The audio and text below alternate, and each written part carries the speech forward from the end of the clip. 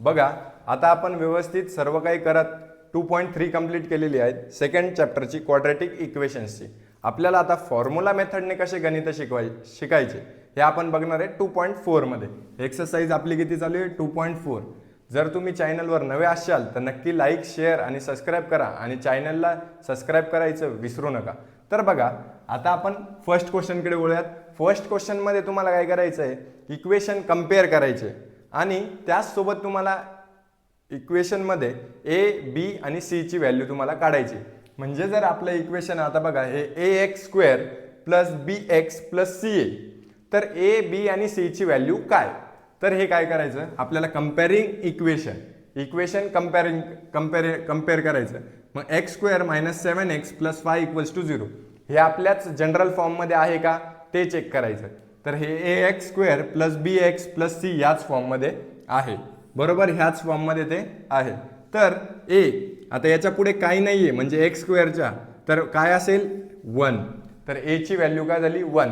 आता x च्या coordinate सोबत b असतो तर b ची व्हॅल्यू काय आहे -7, फक्त 7 घ्यायची नाही।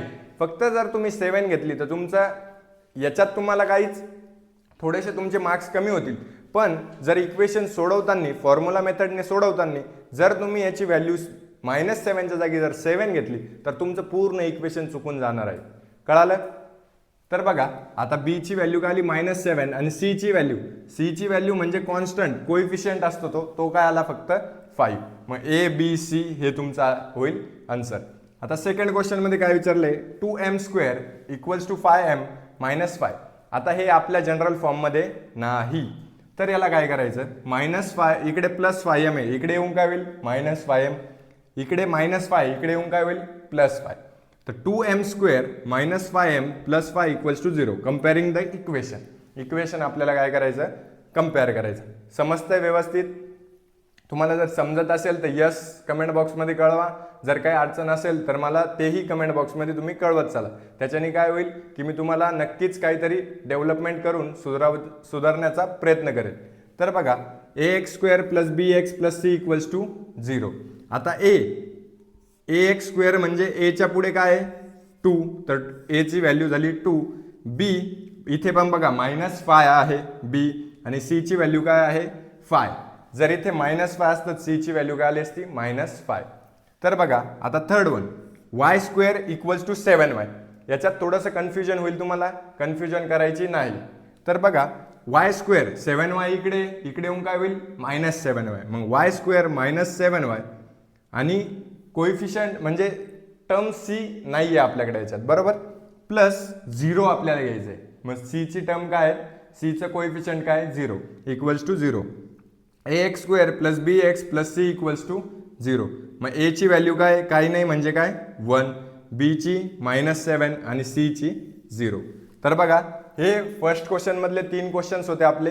हे तिघी क्वेश्चन्स तुम्हाला समजले असतील अशी अपेक्षा करतो आणि आपण आता वळूयात सेकंड वनकडे। सेकंड क्वेश्चन मधले काही क्वेश्चन्स आपण या व्हिडिओमध्ये घेऊयात आणि काही क्वेश्चन अर्ध्या व्हिडिओमध्ये कव्हर करूयात। आपण वळूयात सेकंड क्वेश्चनकडे। सेकंड क्वेश्चन मध्ये आपल्याला बघा आपले तेच इक्वेशन आपल्याला दिलेले आहेत, पण आता कंप्लीटिंग स्क्वेअर मेथडने नाही तर आपण पुढचा पाऊल घेणार आहोत फॉर्म्युला मेथडने हे सोडवणार आहेत। कशाने फॉर्म्युला मेथडने। तर फॉर्म्युला तुम्ही अगोदर जाणून घ्या की हा काय आपला फॉर्म्युला x = -b + आता अंडर रूटच्या अगोदर आपण नेहमी प्लस मायनस घेत होतो कंप्लीटिंग स्क्वेअर मेथड मध्ये पण आणि इथे पण +- √b² - 4ac / 2a। 2a म्हणजे 2 × a।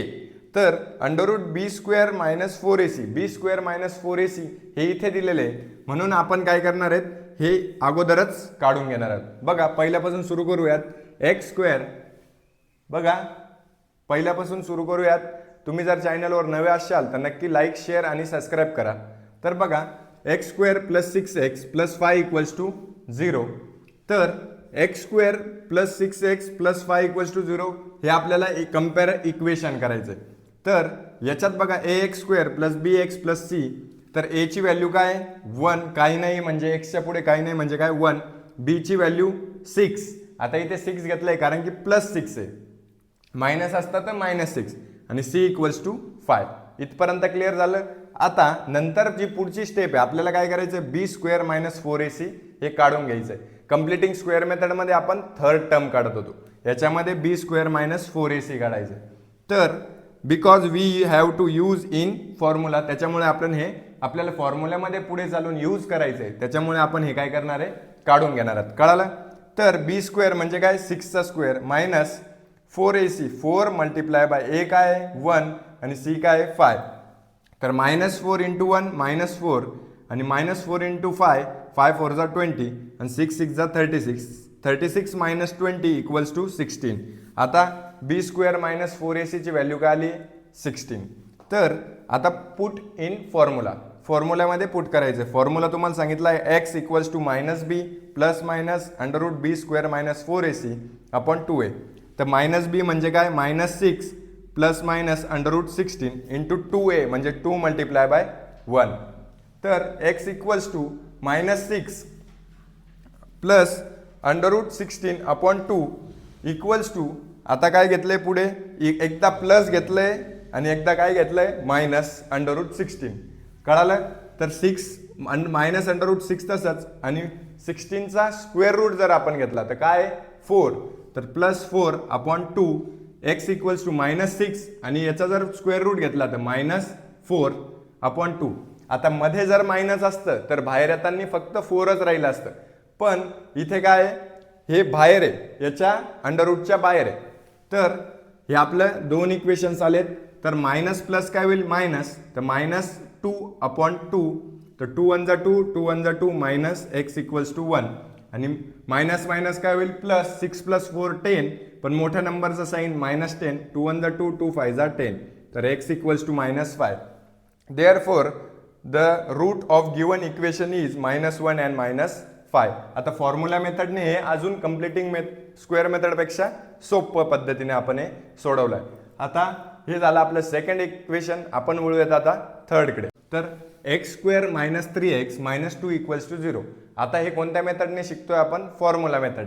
तर फॉर्म्युला मेथडने आपल्याला अगोदर कम्पेअर करून घ्यायचं आहे, कारण की आपल्याला a, b आणि c ची व्हॅल्यू आपल्याला पाहिजे.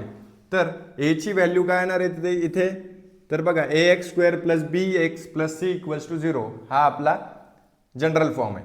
तर a ची व्हॅल्यू इथे काही नाही म्हणजे काय 1, b ची व्हॅल्यू, आता हे x² च्या पुढचा कोएफिशियंट आहे a, x च्या पुढचा कोएफिशियंट आहे b आणि c च्या पुढचा c हा काय आहे फक्त कोएफिशियंट आहे. तर b च्या पुढे काय आहेत x च्या पुढे b, मग b काय आहे -3 आणि c हा -2. अगोदर काय काढावं लागतं आपल्याला b² - 4ac. मग b² म्हणजे -3चा स्क्वेअर, -4 आहेत, a 1 आहेत आणि c -2 आहेत. तर बघा -3चा स्क्वेअर कोणत्याही नंबरचा जर आपण स्क्वेअर करतोय तर तो नेहमी प्लसमध्ये पॉझिटिव्ह येत असतो. 3चा स्क्वेअर 9, -4 इंटू 1 काय येईल -4 आणि -4 into -2 minus minus cancel, 4 into 2 8, minus minus plus, मग 4 + 8, 9 + 8 किती होतात 17. मग हे किती आलेत 17.